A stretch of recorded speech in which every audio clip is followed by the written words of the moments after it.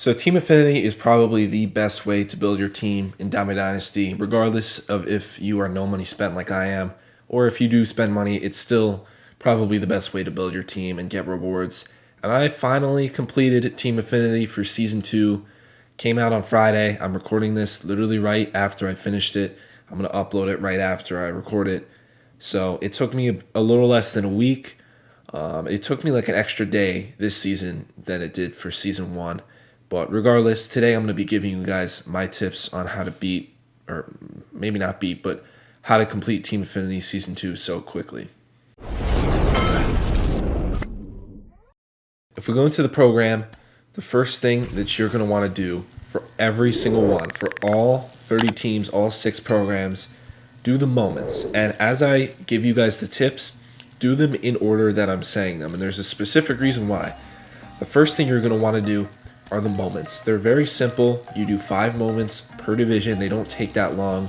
And each of them gives you 1,500, so that's 7,500 points just by doing these moments. So get those done first. After you complete the moments, the next one that you're going to want to do is the showdown. There are 3 showdowns each. There's one for both East divisions, one for both Central, and one for both West. That gives you 20,000. Plus 7,500 is 27,500, and that's not even counting like gameplay stuff and the captain stat missions, which we'll get into, and like the team XP and incognito XP. But these showdowns, I already made a video on tips for these showdowns, so if you have not seen that video, go watch it. But regardless, they're not insanely difficult.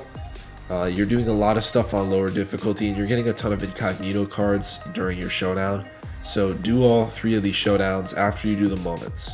So after doing the showdown and the moments, you're going to be around somewhere close to 30,000 Team Affinity points. And as you can see, you're going to be getting a ton of players. So you're getting a future star, a captain, and another future star. So the reason why you want to do moments and showdown before you dive into conquest or mini seasons is because you're going to want to knock out 2 birds with 1 stone. And what I mean by that is when you're doing conquest and mini seasons, you want to build your team with these players that you have missions to do. If we look at the program, I completed every single one of these captain stats, future star stats for every 6 divisions. That's not proper English, but for all six divisions, I did every single stat mission for every future star and every captain, and I just did them while I was doing conquest and showdown. So the reason why you want to do moments and conquest and mini seasons. So the reason you want to do the moments and the showdown first is because you don't need any cards to do so. You just do them so you can unlock cards that you can therefore use while you're doing conquest and mini seasons, so you save time and you knock out 2 birds with 1 stone. Going to the conquests themselves, basically what you got to do is you got to play 10 3-inning games and you just conquer the map and you get a ton of points. I think it was 30,000 Team Affinity points. But if you look at, that's the East map. I've of course obviously done all 3 of them. That's the Central map, and then that's the West map. They're all not that difficult. If we go to Team Affinity, let me just double check how many points they give. They give off, where is it at? Am I blind? Right there, 30,000, and it gives you 30,000 for the East, or if you do the East Conquest, it gives you 30,000 for the AL East and the NL East. Same thing with Showdown. You're getting 20,000 for the AL East and the NL East by doing the East Showdown.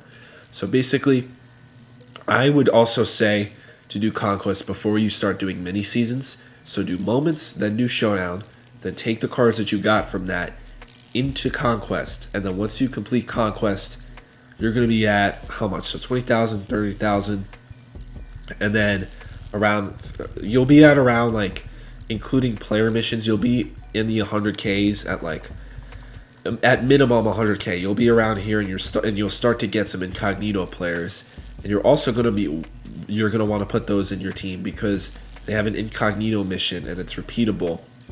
Incognito, or tally 1,000 parallel XP with AL East Team Affinity incognito bosses. For these, I recommend pitchers over hitters because pitchers, PXP, is so much easier to get. But obviously, you're going to want to get players for your main team.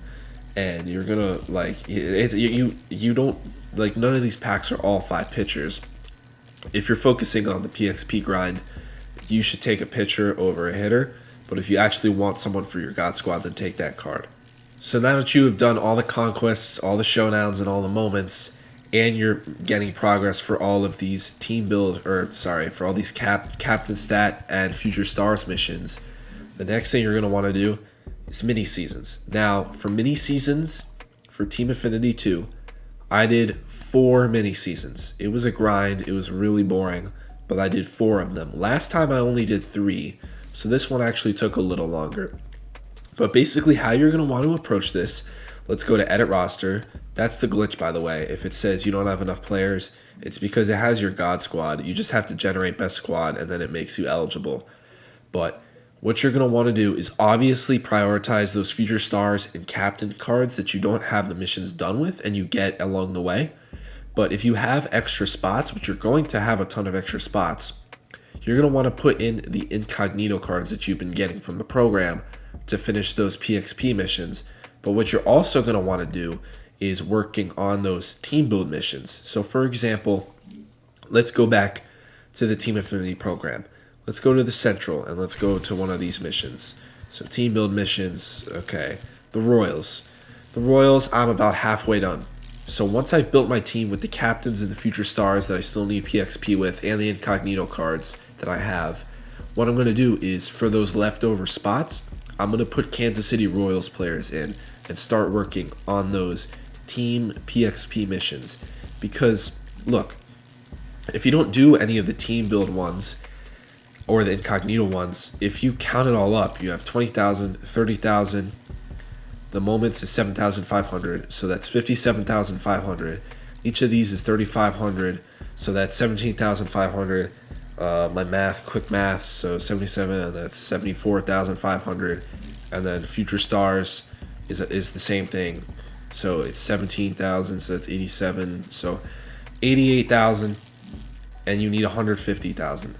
So it's halfway, and that's not including the mini seasons vouchers. So you're gonna have to, while you're doing mini seasons, do these team builds, do these incognitos while you're doing it after you get the captains and all the future stars done.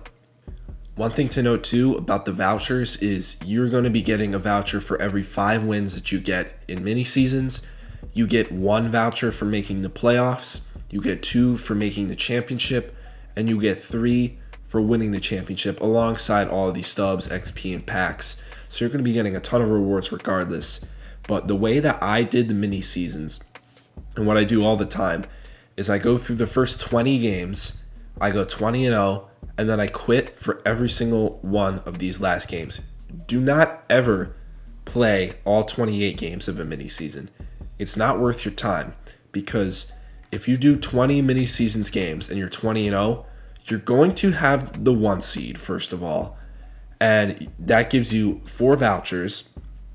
And then if you skip to the playoffs, you get another voucher for making the playoffs, so that's 5. Then you get 2 more for making the championship, that's 7, and then you get 3 more for winning it, that's 10. So basically, the way that I did it was I played 26 games for 10 vouchers. So basically, if you do the math, you're getting a voucher for every 2.6 games. That's that's the method that I was using for the mini seasons, because it saves you so much time. Why would you even play all 28 games? Like, yeah, you get 1 voucher for every 5 wins, but the more mini season championships you win, the more vouchers you get.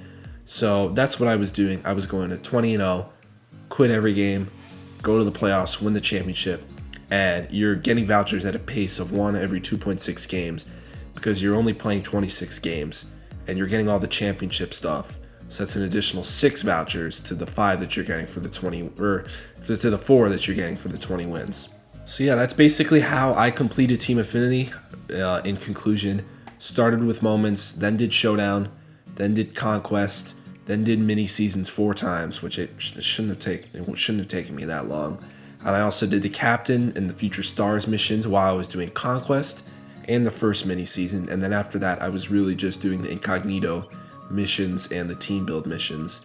So yeah, that's going to be it for this video. If you guys are new here, follow me on all my social medias: Instagram, TikTok, Twitter. But most importantly, make sure you guys are subscribed here, right on YouTube. big ends game. So yeah, see you guys in the next one. Peace.